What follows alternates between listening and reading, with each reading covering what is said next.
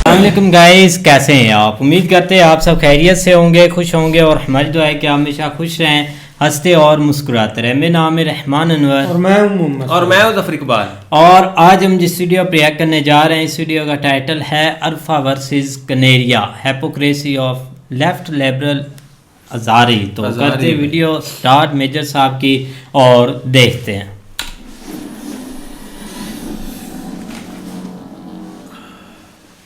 दोस्तों, ये पूरी भारत रत्न जो एल.के. आडवाणी जी को दिया है, इसकी बड़ी हो गई है कंट्रोवर्सी। कंट्रोवर्सी कुछ है नहीं, एक कंट्रोवर्सी मैन्युफैक्चर करी गई। यानी कि जवाहरलाल नेहरू ने जवाहरलाल नेहरू से पूछा कि क्या जवाहरलाल नेहरू को भारत रत्न मिलना चाहिए, तो जवाहरलाल नेहरू ने जवाहरलाल नेहरू को जवाब दिया कि जवाहरलाल नेहरू भारत रत्न के लिए बिल्कुल लायक हैं। आप नहीं बनाओगे प्रोग्राम, आप ठीक है दबे लफ्जों में ट्वीट कर दोगे because you want to be seen as secular, क्योंकि स्ट्रेटेजिकली आपको चीज अभी समझ में आ रही है कि सेक्युलर बनना स्ट्रेटेजिकली ठीक है, वरना आपके दिल में क्या है हमें भी पता है। जय हिंद दोस्तों, मैं हूं मेजर गौरव और आप देख रहे हैं तो चाणक्य डायलॉग्स। इस वीडियो को लाइक करिए, हमारे चैनल को सब्सक्राइब करिए, बेल आइकन दबाना बिल्कुल मत भूलिएगा। दोस्तों, ये पूरी भारत रत्न जो एल.के. आडवाणी जी को दिया है, इसकी बड़ी हो गई है कंट्रोवर्सी। कंट्रोवर्सी कुछ है नहीं, एक कंट्रोवर्सी मैन्युफैक्चर करी गई है। I should have said controversy manufacture करी, जानबूझ के एक सिंथेटिक मैन्युफैक्चरिंग ऑफ कंट्रोवर्सी, जिसमें आरफा खानम जी जो मशहूर जर्नलिस्ट हैं वायर की, मशहूर कितनी है उन्हीं को पता है, उनका यह कहना है कि साहब उस आदमी को भारत रत्न दे दिया जिसने भारत के समाज में जहर फैला दिया और मेरा बचपन बर्बाद कर दिया। जिस पे दानिश कनेरिया जो कि हिंदू हैं और पाकिस्तान से क्रिकेट खेल चुके हैं, उन्होंने बोला और बड़ी बेबाकी से अपनी बात रखते हैं। उन्होंने क्या बोला? उन्होंने ये बोला कि साहब ऐसा है कि इसका बचपन लालकृष्ण आडवाणी जी ने खराब कर दिया, इसकी जवानी मोदी जी ने खराब कर दी और इसका बुढ़ापा वो योगी जी खराब करने वाले हैं। अच्छा, बात सही है दानिश कनेरिया की। देखिए अब हम बात करते हैं कि यहां पे चल क्या रहा है, राइट? कोई भी पार्टी आती है पावर में और लोगों का विश्वास लेकर बैठती है सदन में, कोई भी हो, राइट? तो वो जो पार्टी है जिसको ठीक समझती है, जो सरकार, मुझे कहना चाहिए सरकार जिसको ठीक समझती है, उसको भारत रत्न देती है। आज तक कितनों को भारत रत्न मिला? नेहरू जी ने खुद को दे दिया। किसी ने कुछ बोला नहीं, उन्होंने बोला कि खुद को। सो जवाहरलाल नेहरू, आज जवाहरलाल नेहरू, शुड जवाहरलाल नेहरू भी गिवन भारत रत्न। यानी कि जवाहरलाल नेहरू ने जवाहरलाल नेहरू से पूछा कि क्या जवाहरलाल नेहरू को भारत रत्न मिलना चाहिए, तो जवाहरलाल नेहरू ने जवाहरलाल नेहरू को जवाब दिया कि जवाहरलाल नेहरू भारत रत्न के लिए बिल्कुल लायक हैं। तो फिर जवाहरलाल नेहरू ने जवाहरलाल नेहरू को चिट्ठी लिखी कि जवाहरलाल नेहरू, हम आपको भारत रत्न देना चाहते हैं कि आप स्वीकार करते हैं। फिर जवाहरलाल नेहरू को चिट्ठी का जवाब दिया कि हाँ मैं स्वीकार करता हूं, इसीलिए जवाहरलाल नेहरू ने जवाहरलाल नेहरू को भारत रत्न दे दिया। ठीक है ना? यह पहला जवाहरलाल नेहरू का भारत रत्न का सिलसिला है। अच्छा, कईयों को और मिला, श्रीमती इंदिरा गांधी को मिला, राजीव गांधी को मिला, सबको मिला, राइट? आडवाणी जी ने करा क्या? उनके ऊपर कोट अनकोट इन्वर्टेड कॉमर्स लगा रहा हूं मैं यहां पे, इल्जाम क्या है? अकॉर्डिंग टू आरफा खानम शेरवानी, उन्होंने बाबरी मस्जिद तोड़वाया। ठीक है, सुप्रीम कोर्ट की जजमेंट कहती है कि वहां पे मंदिर था। पहली चीज मैं ये चाहता कि आरफा खानम शेरवानी और उसके खानदान वाले, परिवार वाले, यार दोस्त, जितने भी उनका जो समाज है, उनको खुद बाबरी मस्जिद तोड़ना चाहिए था। आडवाणी जी को नौबत ऐसी क्यों आई कि उनको तोड़ना पड़ा, या फिर शिवसेना गई वहां पे और भाजपा वाले, आरएसएस वाले, जो भी वहां पे गए तोड़ने के लिए, जो भी राम भक्त गए तोड़ने के लिए, ये तो खुद उन्हीं को तोड़ना देना चाहिए था। क्योंकि इसके बारे में कुरान शरीफ साफ साफ कहती है कि जिस जगह को आपने मोल के ना लिया हो, पैसे दे के ना खरीदा हो, उस पर आप मस्जिद नहीं बना सकते। किसी डिस्प्यूटेड लैंड पे आप मस्जिद नहीं बना सकते। और हर जगह भारत में हजारों जगह ऐसी हैं जो कि सिर्फ डिस्प्यूटेड हैं। According to the Quran, according to the holy Quran, ये सारे के सारे जो मस्जिद मंदिर तोड़कर बनाए गए एक्चुअली गलत है, अन इस्लामिक है। मैं इस्लाम की नजर से आपको बता रहा हूं, ये गलत है। दूसरी बात मैं आपको बताता हूं, ये जो दानिश कनेरिया ने बोला, दानिश कनेरिया को हुआ क्या? देखिए, मैटर ये है कि वो हिंदू है। उसको तो बोला कि तू हमारे साथ खाना नहीं खाएगा, उसको बोला कि तू अलग बैठेगा।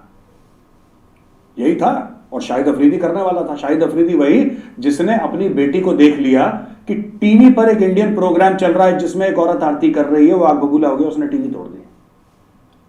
वहां पे रह के दानिश कनेरिया ट्वीट कर रहा है आरफा खानम शेरवानी के बारे में। तो दोस्तों हमें 2-3 बातें आज समझनी पड़ेंगी। मैं 2-3 बातें आपको समझाना चाहता हूं कि देश जा कहां रहा है। एक मौलवी माइक उठा के कहता है कि भाई हमारी भी सरकार आएगी, फिर इन हिंदू कुत्तों को मैं देख लूंगा। उनका सलमान नाम है और सलमान जी ने यह बोल दिया कि इन हिंदू कुत्तों, अब उसने हिंदुओं को बोला कुत्ता और पुलिस बना रही है सलमान का सुअर। भाई साहब इसको तवे पे सेका जाएगा आराम से, धीमी आंच पे, कि लाल हो जाए बिल्कुल। यही ट्रीटमेंट डिजर्व करता है दोस्तों। यहां पे मैं हिंदू मुसलमान करने नहीं आया, मैं यहां पे वो काम नहीं करने आया जो हमारे टेलीविजन चैनल्स करते हैं कि हिंदू को बैठाया, मुसलमान को बैठाया, आपस में इनकी लड़ाई करवा दी और टीआरपी बटोरी। No, I am not interested in that. लेकिन अगर मेरे धर्म के ऊपर उंगली उठाओगे तो यहां से हाथ जाएगा पूरा, और आज वही हाथ में यहां पे करना है। ठीक है जी। अब मैं आपको 2-3 और बातें बताता हूं। देखिए, लोग कहते हैं यहां पे, खासतौर से पाकिस्तान से आवाजें आती हैं, मैं पाकिस्तान की बात क्यों कर रहा हूं क्योंकि दानिश कनेरिया का ट्वीट है। यहां पे लोग कहते हैं साहब यहां का मुसलमान दबा कुचला है, यहां के मुसलमान के हाथ में कोई ताकत नहीं है, यहां के मुसलमान के ऊपर तशद्दुद हो रहा है, XYZ। मैं, क्योंकि केस सब जुडिस है, क्योंकि FIR फाइल हो चुका है, वरना मैं वही, ये जो सलमान है, मैं सलमान का वीडियो दोबारा प्ले करता। मैं करना नहीं चाहता यहां पे, वरना प्ले करता। ये दबा कुचला है, ये डरा हुआ है। अगर डरा हुआ है तो मुझे बताइए कि डरा हुआ है। तो दोस्तों अब यहां पे मैटर क्या हो रहा है? मैटर ये हो रहा है यहां पे कि जनाब अगर सरकार बदलती है, यानी कि भाजपा जाती है, कांग्रेस या कोई और सरकार आती है, फिर हम देख लेंगे। यूट्यूब में ऐसे वीडियो भरे पड़े हैं जहां पे ये लोग कह रहे हैं, जब मैं कहता हूं ये लोग, मेरा मतलब क्या है? मेरा मतलब सारे मुसलमानों से नहीं है। जो लोग यूट्यूब वीडियो बना रहे हैं उनकी बात कर रहा हूं। I am talking about specific individuals, not an entire community. Let me be very categorical. तो ये लोग जो वीडियो बना रहे हैं क्या कह रहे हैं साहब? जब हमारी सरकार आएगी तब देख लेना। क्या देख लेना? कब देख लेना? अगर इतने बहादुर के बच्चे तो आज दिखाओ ना यार। जब तुम्हारी सरकार आएगी तो क्या करोगे क्या? कोई कह रहा है कि जब सरकार आएगी तो राम मंदिर तोड़ के दोबारा बाबरी। तुम्हारा दिमाग खराब है, तुम्हारा दिमाग खराब है। तुम राम मंदिर तोड़ोगे? वो दिन चले गए जब रामलला का मंदिर टूटा था और बाबरी बना था। ठीक है। जो आरएसएस के चीफ हैं मोहन जी भागवत, उन्होंने क्या बोला? उन्होंने बोला क्या है? उन्होंने साफ तौर पे ये बोला कि हमें 3 जगह चाहिए। मैं उनसे अग्री करता डिसएग्री करता, वो बात की बात है, वो बात की बात है। वो मैं कभी और आपको बताऊंगा कि मैं उनके साथ अग्री करता हूं कि डिसएग्री करता हूं। आप एक बात बताइए, उन्होंने क्या बोला कि काशी, मथुरा, अयोध्या, बस हमें 3 चाहिए। और उन्होंने सबको क्या बोला? हिंदुओं को, कि मेरी आपसे प्रार्थना है, मेरी आपसे रिक्वेस्ट है कि आप हर मस्जिद के नीचे शिवलिंग मत ढूंढो। क्यों बोला उन्होंने बोला क्यों कि हर मस्जिद के नीचे शिवलिंग मत ढूंढो? उन्होंने इसलिए बोला क्योंकि उनको भी डर है कि कहीं मिल ना जाए। आप क्या चाह रहे हैं? और ये मैं एड्रेस कर रहा हूं वो जो कि सोशल मीडिया पर बकवास कर रहे हैं, मैं उनकी बात कर रहा हूं। आप क्या चाह रहे हैं? कि यहां पे जाएं हिंदू और ढूंढे हर मस्जिद के नीचे शिवलिंग? क्या होगा इस देश का, सोचिए। और आप ये धमकी दे रहे हैं कि जब हमारी सरकार, तुम्हारी सरकार कौन सी? राहुल गांधी तुम्हारी सरकार? राहुल गांधी जो शेरवानी के ऊपर जनेऊ पहनता है, उससे क्या उम्मीद रख रहे हैं आप कि राम मंदिर तोड़ेगा वो? आप क्या चाह रहे हैं राहुल गांधी से? राम मंदिर तोड़ेगा वो? उसके ऊपर मस्जिद बनवा के देगा? दोस्तों मैं आपको बात बताता हूँ, छोटी सी, कड़वी लगेगी आपको बात, और कई लोगों को बुरी लगेगी, और कई लोग ये भी बोलेंगे कि मेजर साहब आप कम्युनल बात कर रहे हैं। मैं कम्युनल नहीं, मैं रियल बात कर रहा हूँ। आज की तारीख में आपके कई मुस्लिम नेता, शामिल असदुद्दीन ओवैसी, ठीक है, या फिर वो अपने रामपुर वाले आजम खान, उनका तो अभी दिया जलाई ऑफ हो गई है उनकी।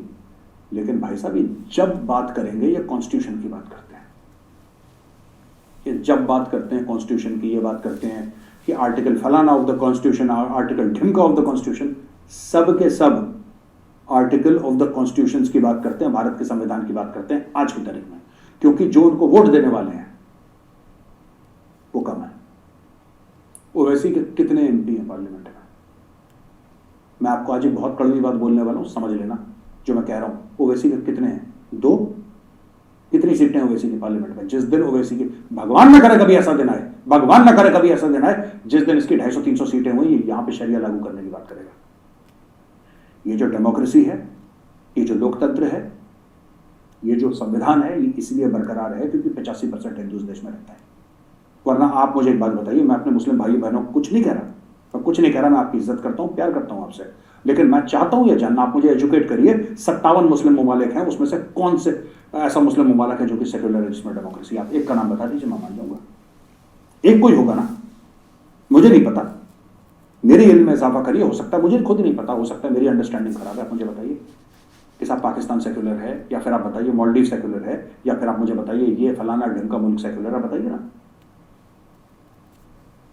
ओवैसी जैसे लोग यही करते हैं। जब मैं ओवैसी जैसे लोग कहता हूं, मैं कहता हूं जो मुसलमान नेता हैं, ये मुसलमानों को भड़काते हैं, ये मुसलमानों से झूठ बोलते हैं, ये मुसलमानों को ये कहते हैं कि जब कर्नाटका में हो तो हिजाब की बात करना बेटा, नमाज की बात करना बेटा। उस लड़की से आज तक किसी ने ये नहीं पूछा कि तेरे गणित में कितने नंबर आए, आगे चल के तूने क्या करना है। वो जो लड़का जिसको भड़काया कि तू जाके पत्थर फेंक, उस लड़के से ये नहीं पूछा कि बेटा डॉक्टर बनना है, इंजीनियर बनना है, IAS IPS बनना है, फौज में जाना है, करना क्या है तुझे, कॉर्पोरेट ज्वाइन करना है, MBA करेगा, वकील बनेगा, क्या बनेगा, कभी कुछ नहीं पूछा। नहीं, तूने नमाज पढ़ लिया, बहुत है, बस तेरा काम खत्म। इस तरीके से पूरी कौम को इन लोगों ने, मैं बता रहा हूं, सच्चर कमेटी की रिपोर्ट आप पढ़ेंगे दोस्तों, आपका दिल दहल जाएगा। लेकिन who is responsible? Muslim leadership of this country is responsible. जो मुस्लिम लीडरशिप इस कंट्री की, वो रिस्पॉन्सिबल है मुसलमानों के साथ। वरना पारसी तो कुछ भी नहीं है। कितने हैं पारसी? कुछ हजार लाख भी नहीं होंगे ढंग से पारसी। पारसियों ने तो कभी नहीं बोला माइनॉरिटी है, सिखों ने तो कभी नहीं बोला माइनॉरिटी।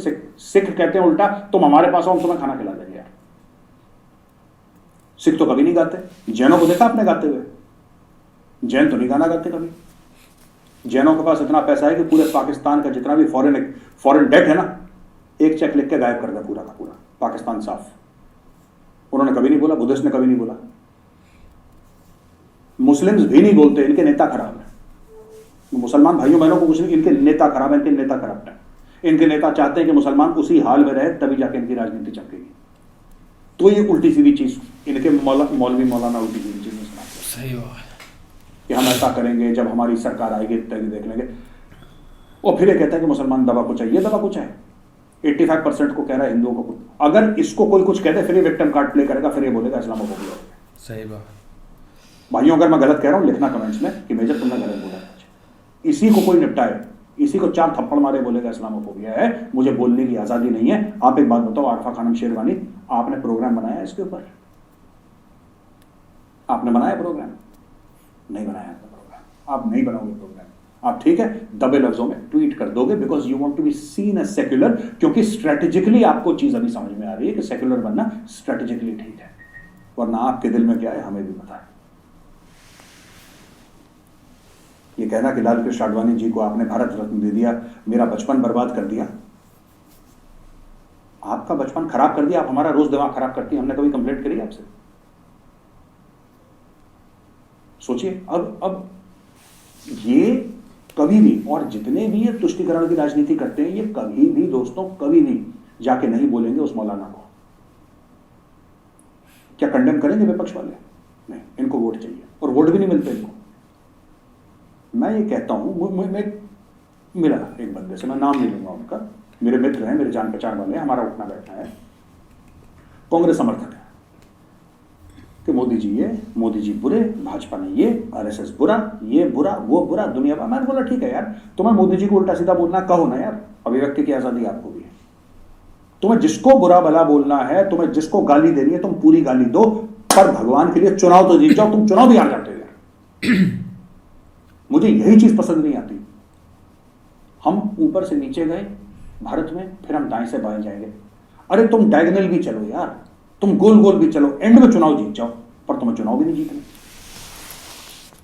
कंडेम करोगे आप उसको? बुलाओगे आप उसको?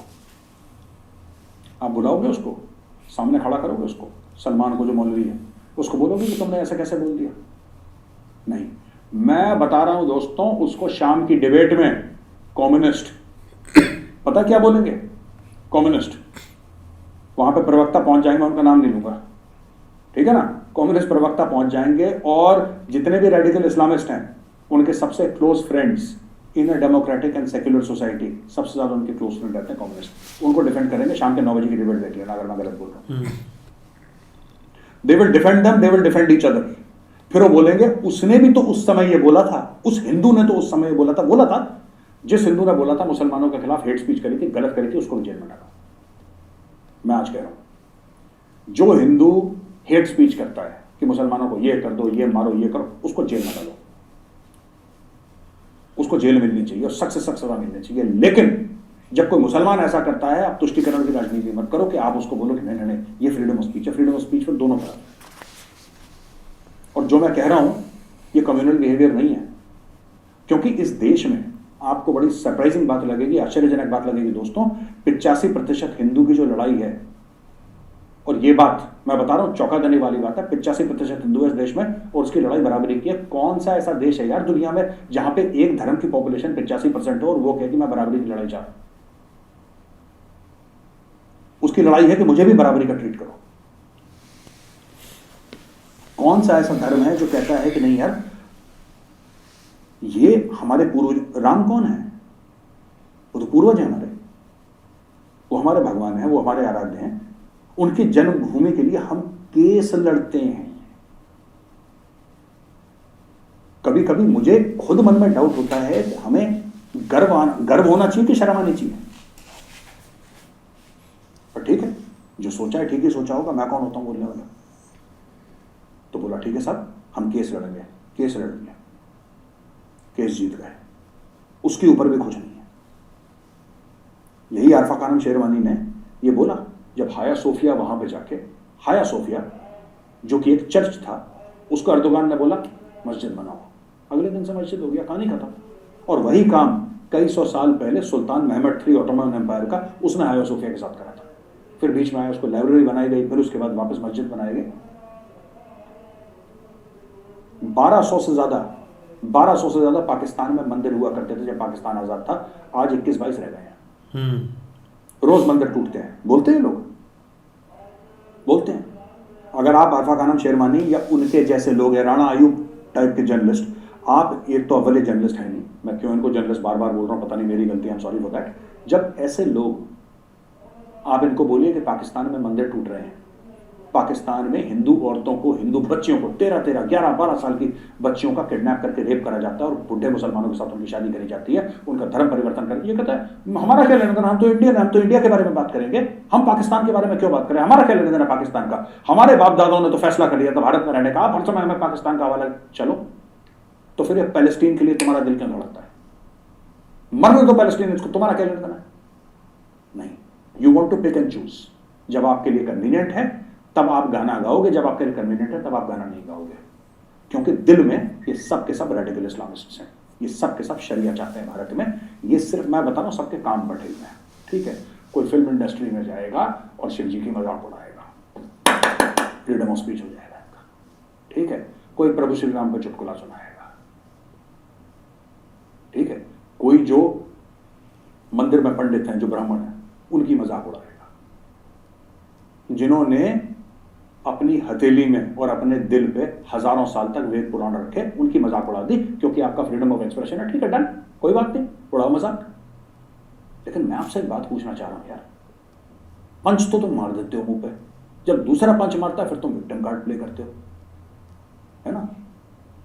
मैं सरकार से अपील करता हूं, ये सलमान है ना जिसने, इसको जरा उल्टा टांगना जरा, ये जब उल्टा टंगेगा ना सलमान, ये जिसने बोला था हिंदुओं के लिए, ये उल्टा टंगेगा तब मुझे बताना, कहीं पे भी मैं आऊंगा गुजरात, मुझे जरा उल्टे टंगे सलमान के साथ सेल्फी खींचनी है, तब मुझे मजा आएगा, तब दिल को ठंडक पहुंचेगी। हमारी सरकार आएगी।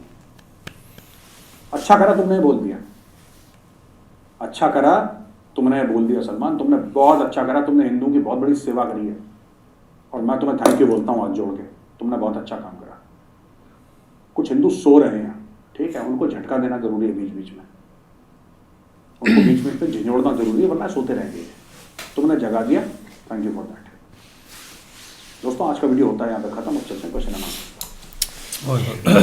बिल्कुल भाई, मेजर साहब ने जो बातें की है ना, इसमें कोई शक नहीं, उन्होंने एक बहुत अच्छा एक्सप्लेन किया है क्योंकि हम सुबह वीडियो बना रहे थे, हमें फुल डिटेल का नहीं पता था कि क्या चीज़ें हुई है, क्या उसने बोला है, क्योंकि हमें यही लग रहा था कि उसने ये बोल दिया कि हमारी हुकूमत आएगी तो हम बताएंगे, जिसकी वजह से उसको उठाया और जेल में डाल दिया। लेकिन उन्होंने जो एक लफ्ज़ बोला है ना यार, यकीन माने इससे इसकी उसको बहुत एक बुरी सज़ा देनी चाहिए।